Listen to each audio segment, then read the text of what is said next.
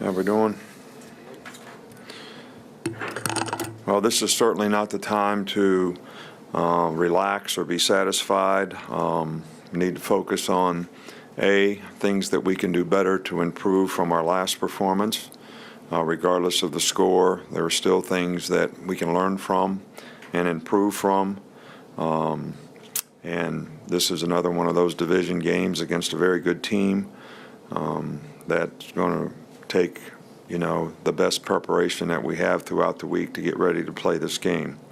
We're very pleased that Levi Wallace is the SEC Defensive Player of the Week. You have the offense, defense, and special teams guys that we have. Updates on personnel. Deshaun Hand has just an MCL strain. He will be out probably and very doubtful for at least this game and maybe more. Trayvon Diggs has a foot injury, and he'll be, day to day, but also is very questionable for this game. Texas A&M is the strongest team that we've played to this point. If you look at them from a holistic standpoint, they're a very explosive offensive team. They run the ball very effectively. They got really good running backs. Christian Kirk is, maybe the most explosive player, returner, receiver, runner of anybody in our league. Defensively, they're tough to run against. They create a lot of negative plays. They've got good pass rushers. John Chavis always does a good job of playing very aggressive, physical, football. And because of Christian Kirk being a fantastic returner, these guys are very dangerous on special teams. So this is by far, I think the strongest team that we played to this point.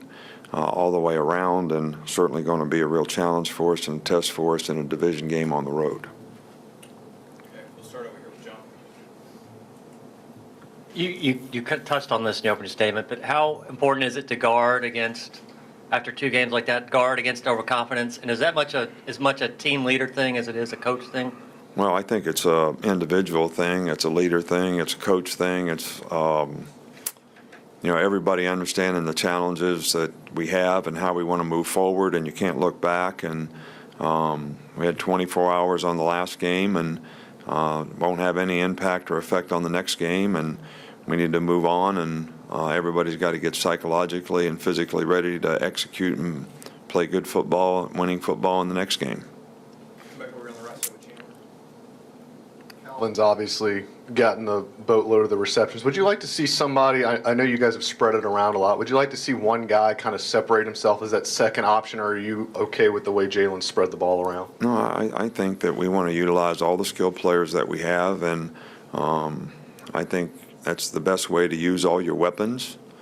And I think that that's something that we want to continue to emphasize on offense, whether it's the running backs, the receivers, the quarterback, whoever it might be, that gives us an advantage to be able to make plays in a particular situation in a particular game. But I think all the skill guys have made progress and played well, and we have had a few drop balls in the last couple of games, and we'd love to eliminate that. And but we've also made some really good catches. So I think everybody needs to focus on what they need to do to be a complete player at their position, and take advantage of the opportunities when you get them. We're in the middle with Taryn. Hi, Coach. How have you seen the offense play in the red zone, and what exactly are they doing that's making them successful? Well, I think the fact that we have balance and we can run the ball probably helps. We use tempo down there to help us get the other team off guard a little bit. It was obviously one of the things in the offseason that we wanted to do better on both sides of the ball, and I think we have made some improvements, but I think teams will make it more difficult for us to run, so we're going to have to be able to be effective in the way we throw the ball down there as well. In the back with Cecil. Coach, you were able to use J.K. in the long field goal situation. From what you've observed of him in practice, how far out would you be comfortable with his range? You know, he has a really strong leg. I don't. We usually define the yard line every week based on the wind conditions and that type of thing, but probably 35 to 38 yard line, something where the ball is there, whatever that makes it. Come back over here with Mark in the front. On Ronnie Clark's touchdown, we saw a lot of players get excited for him. Just what are you thinking when you see a guy who's worked hard, battled injuries, but sort of stuck to it, when you see him get some opportunity to shine like that? Well, Ronnie Clark has been, you know, to me, the consummate, ultimate great story about any program and what college football should be all about. Here's a guy that has done everything that anyone could ever ask as a teammate and contributed to the team in whatever way he could, regardless of how much accolade that may have brought him. And I think every player on the team respects that and understands that, and I think every coach, including myself, you know, respects that and understands that. So when a guy has an opportunity to score a touchdown, I think a lot of people were very, very excited for him. So excited that we really could have got a penalties because guys ran out on the field without their helmet on. So we caught a break on that one. But we were really, really happy to see Ronnie have a positive self-gratification for all his dedication, hard work, and commitment to the program and the team in every way that he's been able to contribute. In the middle there with Michael. You went back to see the hit on Deshaun Hand. What were your thoughts on it? Was it legal? And Yeah, it was legal. It was just guy, you know, cut him. You know, if it's illegal, we should eliminate cut blocking. You know, I've been an advocate of that for a long time, but you're allowed to cut. It was a legal block. So until somebody changes the rules, there's nothing illegal about it. Come back over here to Reiner, right next to him. Obviously, you guys have used some of the DBs to blitz. You've used the running backs as receivers. How much is your philosophy and coaching strategy based on putting the personnel and maximizing your best personnel and using them in different ways? Well, I think that's a big part of it. You don't ever want to ask players to do things that they can't do. And you always want to try to feature guys in doing things that they're good at, they have confidence in, and can make plays doing. So I think that's especially true, trying to get the matchups the right way on defense to be able to utilize some of that speed and ability, not only to cover but to do other things, is probably a multiple that can be an advantage for you on defense. In the middle with Alex. Just curious, how much has the offense kind of evolved and opened up a little bit in the last few weeks? And just how have you seen Jalen adjust to kind of some more opportunities to read and make those adjustments? Well, I think Jalen has really developed very nicely through the course of the season. One of the things he did in this game, which we've been working with him on, is even when he scrambles to keep his eyes downfield, and actually did that on several occasions. And one of the balls, Robert Foster jumped up to catch and got pushed out of bounds. Another one, Ruggs dropped. But those are two occasions where he scrambled and kept his eyes downfield and found an open receiver and made a good throw. And I think that can be a tremendous compliment to, his running ability and his scrambling ability. But I think from a drop back standpoint, from a timing standpoint, we missed a few throws in the game. But at the same time, we're in the right place. We're making the reads. We're getting the ball out of our hand.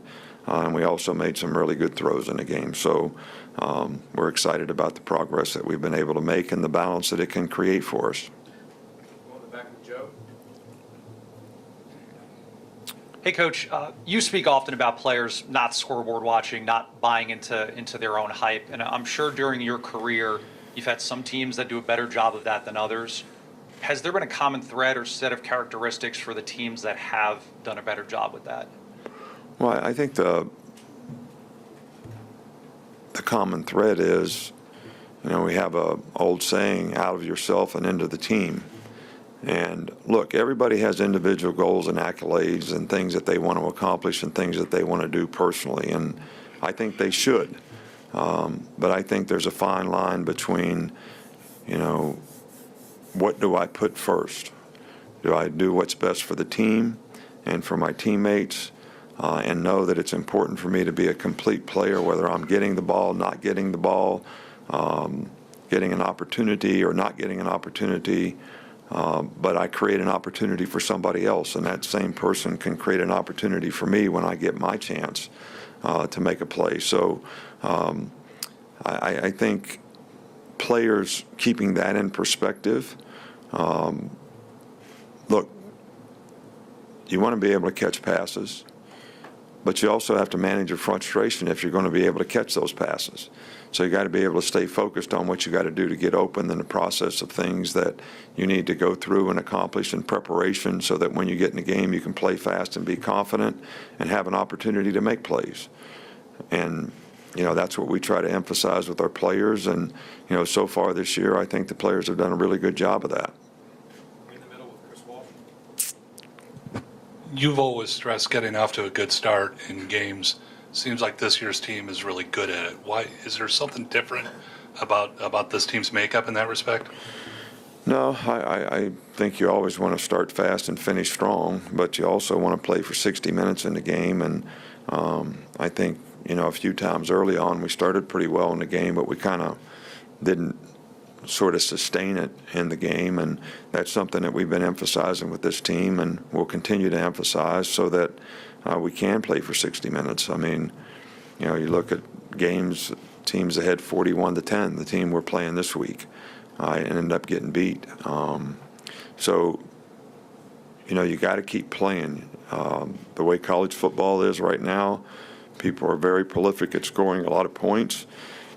You got to keep scoring on offense. You got to keep moving the ball on offense. You can't relax. You can't not pay attention to detail, and you got to keep playing well on defense and keep making plays for 60 minutes in the game. A couple more. We'll start here with Dwayne. Just to follow up on that, Coach, when you have a loss like A&M did in the opener, and obviously it drew a lot of criticism, but they bounced back from that. What have you seen that what does that say about them to get over a loss like that and be 4-1 at this point going Well, into I this think game? sometimes when things like that happen, it can be a galvanizing thing for your team. People respond better sometimes to bad things happen than they do when good things happen. So shouldn't be that way, but it sometimes is, and they certainly responded and played really, really well. They played really well in that game to get in the position that they were in.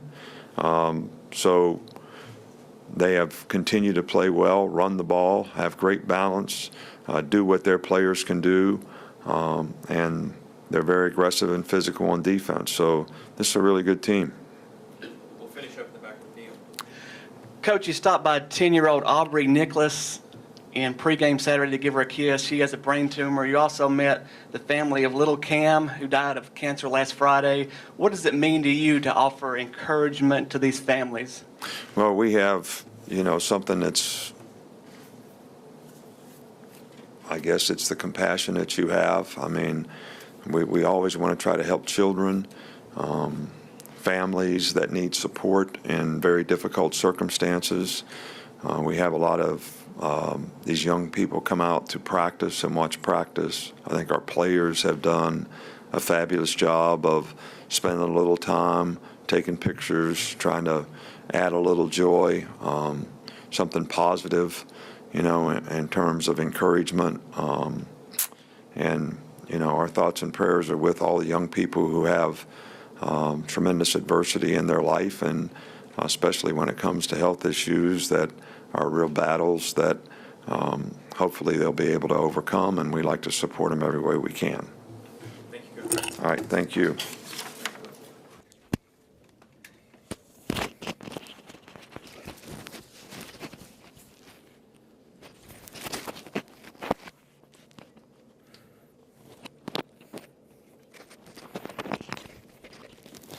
One second. All right.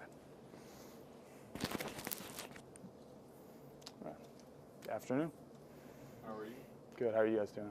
Can you talk a about how Brian's offense has evolved game one to now? It seems it's just a smoother operation, which you would expect. Beyond that. Well, I think everyone's getting more comfortable with everyone else, and anytime you have a new offensive coordinator, every time you get an opportunity to work with them, you're going to get better. And I feel like as we play new teams, we're really getting more comfortable with everyone, and we're really figuring out what it's going to take to be an elite offense, and I feel like we're executing really well at this point. And that ball is getting to the receivers quicker, and Jalen's like he's getting it out, right? He is. He's done a really good job with seeing his reads, figuring out who's open, and he's evolving every week, and he's doing a really good job for us. I know you guys are all about, the 24-hour rule, so you're on to A&M at this point, but 125 points, 2 SEC games. Have you ever seen anything like that? No, I mean, I guess I haven't, but there's a first time for everything, and I'm glad that it happened to us, and I just feel like that's a testament to how we're locked in, and Coach Saban has really challenged us to start dominating people, and I feel like we can do that, and it's obviously been something that we've been striving to do, and hopefully we can keep it up. Coach always talks about, not scoreboard watching, not buying into the hype. When you guys first joined this program, what do people say and do that kind of sell that notion to new guys in the program? Right. Well, the biggest thing is, not being satisfied. I feel like when I first got here, there was, a slew of older guys who had told me, even if you get a little success, like that's not something to be complacent about. That's, even though we have all the national championships and SEC championships, we're not complacent. We're not satisfied. We're always striving for more, and that's all part of Coach Saban's, just insatiable hunger for, greatness, and that he's, portrayed that onto all of us, and that goes to show how great of a leader he is and how much we respect him. Can you share what Coach Saban said following the game? He's said, how proud he was of us and how we did a great job, but that game's over with, and it's time to look forward to Texas A&M, and really he just said that we did a lot of great things, but there were things we can work on, and we all know that. So we're going to get those fixed today, and move on to Texas A&M. Couple more. Speaking of great things, you got to take a picture with Cam, who recently died of cancer. Just your thoughts on him and that situation. Well, he was a great kid, and he touched a lot of people here, and so we love him to death, and we spent a good amount of time with him, and we were all saddened to hear that news, but we appreciate his love for us, and he was a little fighter, that's for sure. So he definitely made a good impact on our team, and it kind of gave us some extra motivation to play well. I asked Jalen this after the game, but were you surprised, when you realized the impact that you as, a football player here at the university have on these young kids that look up to y'all? Right, it's extremely surprising. You go your whole life, not thinking about that, that you're so absorbed with yourself sometimes that you don't realize that, there are people out there who look up to you and who, want to emulate you and want to be like you. So anytime we can, take our talents and our treasures and give them to other people, and just be role models for them and show them what it's like to be a great person, it's something that we have to do as football players and as people. So was gratifying getting to do that for a special little kid. Thanks, Al. Thank you.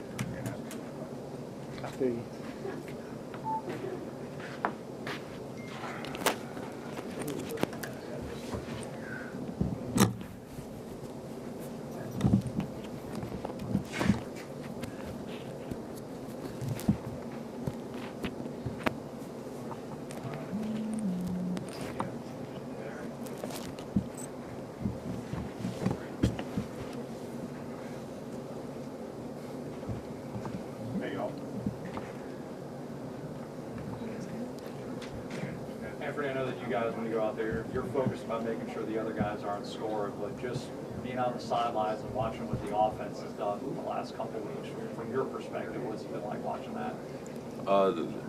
Those guys have been doing a great job at practice and executing and going out to the game and executing. So, I mean, it takes a little bit off of us when they go out there and they can execute like they've been doing. I mean, you guys go against them in practice, so is anything that we've seen lately, is any of that coming as a surprise to you? No, sir.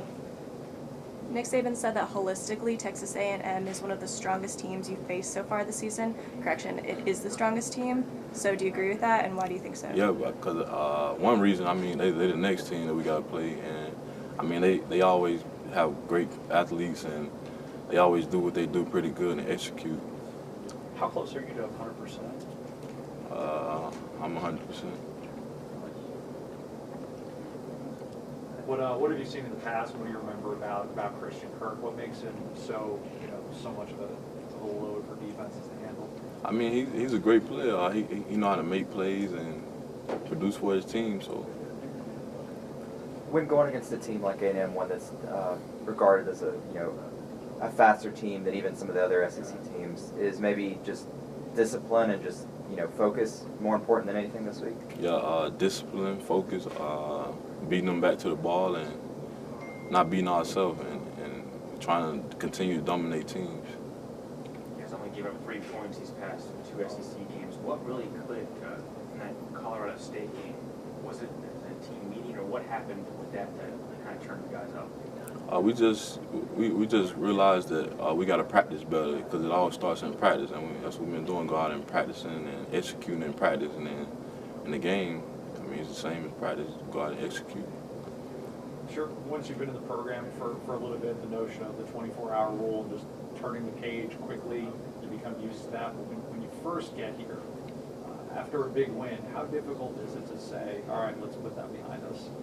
I mean, it's not difficult at all, because when you come in, you actually following people, so you doing what they doing, and you see them getting over the win and looking forward to the next opponent. Then that's what you do. You come adapted with that. A couple more.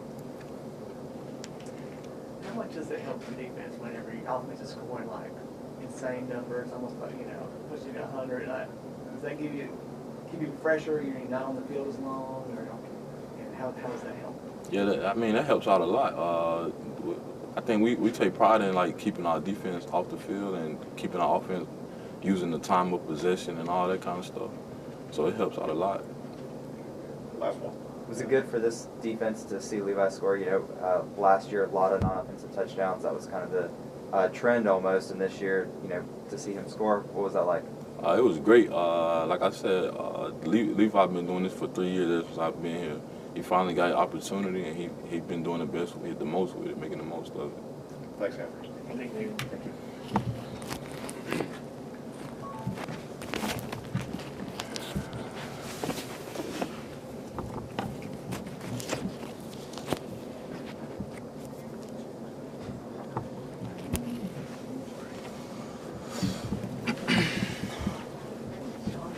Before we get into the game, what's your thoughts on Cam? I think at the meeting after the kid that just died of cancer. Your thoughts on him and what he meant to you to maybe in the short time you got to see him, picture with him? Man, that little kid, man, he was such a inspiration to me. I always, a lot of times, I always tell my teammates, I don't feel sorry for anybody, because I'm like, man, coming back from a major knee injury, I'm like, there's plenty of days I feel bad, but just seeing him and spending time with him, I went to go, me and Jay went to go see him Monday, and it just shows me, your situation could always be worse. So every day, I just think about that. I got his picture sitting on my counter at home, and I just know, man, such a strong kid, man, such a strong kid. So he's taught me a lot about life.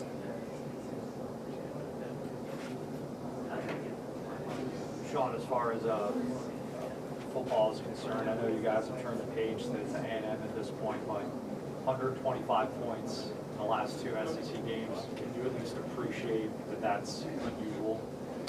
Yeah, I mean, it is kind of crazy. I mean, you wouldn't think about it, especially playing against SEC opponents, but all the credit goes, to the offense and the defense, guys just, coming in, Monday through Thursday, working hard at practice, and it's carrying over to the game on Saturday. So, it just shows, like Coach Saban said, when you come out and practice hard, things like that can happen on Saturday. So, we just got to keep it up. On the other side of that, the defense only giving up 3 points in those SEC games. What was it that clicked after the Colorado State game? I don't know if you were only meeting or something that would happen there to turn you guys on? Well, I think it's more of just, everybody just starting to execute their job, and, definitely helps, with guys, recovering from injuries. So, I mean, just everybody being on the same page and, everybody realizing, that you just can't chill Monday through Thursday and try to turn it on Saturday. It's got to be a full week process. How much more responsibility now since Deshaun Hand's going to be out for a couple of weeks? Well, I mean, we're going to miss him, but, I mean, like I said, when guys were hurt, early on, we got some young guys who got to get some good experience. So, I mean, next man up. In the last 2 games, the defense has allowed opponents to convert on 3rd down. I think 1 in 23 times. Just, how much pride as a defense do y'all take in that stat? Is that something y'all are even aware of happening? Oh, yeah, I mean, you're definitely aware of it. I always tell guys, we get off the field on 3rd down, that saves us a lot of energy. Because, I mean, teams convert on 3rd down, they can score a touchdown, the drive's a lot longer. So, I always tell them, if you ain't trying to be tired, just get off the field on 3rd down. If I remember the stat, Alabama's 3-0 all time in College Station. What does it take to win in an environment like that? Well, I mean, we definitely have to have a good week of practice, and everybody's going to have to do their job. It's going to be important, that we not get there and get so caught up in, the crowd and things like that, because, I mean, the atmosphere is unbelievable. So we're going to have to just, stay calm and, everybody do their job. How do you guys stay focused when you're putting up the kind of numbers that you're putting up and you're absolutely dominating opponents for 60 minutes? Does that make it harder to keep focused on the next play when you're having so much success like this? I mean, not really. You just got to know what you want. I mean, that's how, last week, I mean, that's that game. And, we can't come into this week, with the hungover from Saturday. So, every week, you can get beat. So, week in, week out, you got to have a good week of preparation. Thank you.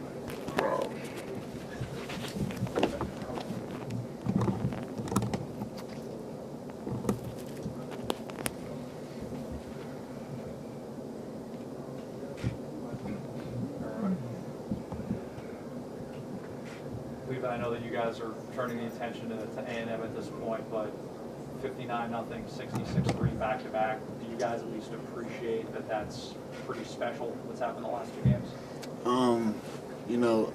We try to have a 24-hour rule, and, we're kind of looking at Texas A&M, like you said. But, I like the identity that we're starting to become on defense and on offense. We just have to continue to build on that. The 24-hour rule and Coach always preaches, don't watch the scoreboard, things like that. When guys first get into the program, how quickly do they buy into that notion? It starts with the leadership that we have on the team. Because we've all been there. A lot of us, especially last year, with the last game. We just want to uplift the freshmen, and show them that this is Bama standard. We have a way of doing things here that we're accustomed to. How's it feel to get the SEC Defensive Player of the Week? It's great. It's truly a blessing.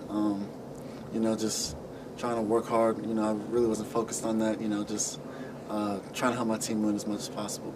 Can you talk about how you guys practice? You've seen it before, obviously.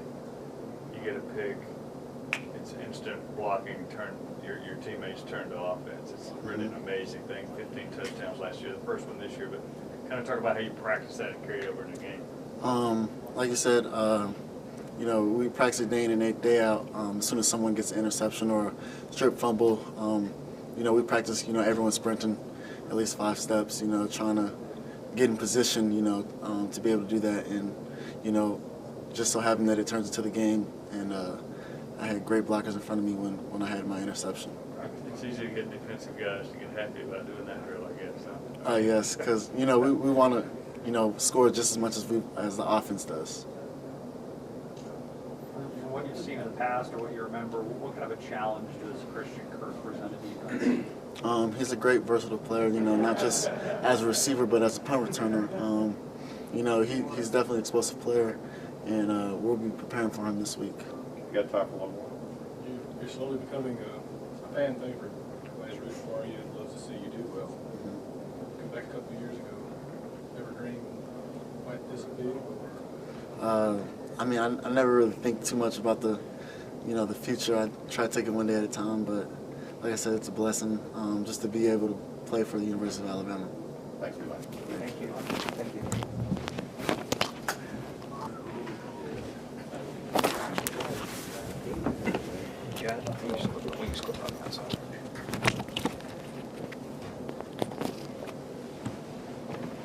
How y'all doing today? How you doing? Good, how are you? Can't complain. Fire away. So Yeah, I Saban know said that holistically, Texas A&M is the strongest team you guys have faced so far this season. Can you talk about what your thoughts are on that statement? Well, they've been in a lot of close games. You know, they just played in the game where they came back when they were behind. I mean, so when you're playing SEC ball, you expect to play a really good team, and we have a lot of good teams in this conference. So for us, we have to go out there and practice and prepare well this week, watch the tape, and prepare ourselves physically and mentally for a tough game on Saturday. Jalen, you just alluded to it. You guys are focused on this coming Saturday, but 125 points in the last 2 games against SEC competition. Do you reflect even for a moment about just how rare and unusual that is? No, I mean, worry about this week only. You know, want to know every week. You know, focus on what we can control. You know, that's the past. We did it. It's cool, but you know, what are we gonna do this week? What does the leadership in the locker room do to instill that type of mentality when guys come into the program? Because it seems like from a very early point on, freshmen have bought into that notion as well.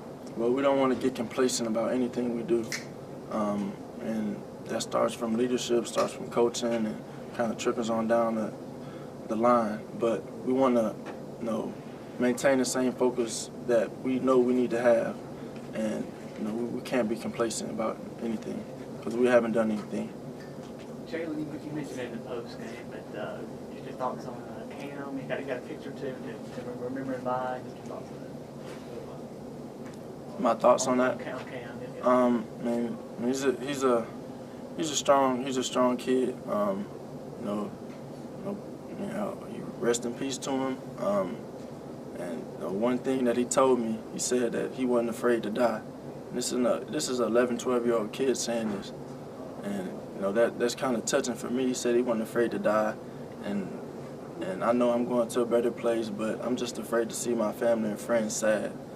And something like that from a kid that's not even a teenager yet, it's very touching, and it shows how strong and kind of mature he is for his age. And you know, he'll live through me. Couple more. What kind of perspective does something like that? I mean, you know, you guys play these massive venues in front of tens of thousands of people every week, but a moment like that, what kind of perspective does that give you on just all of this?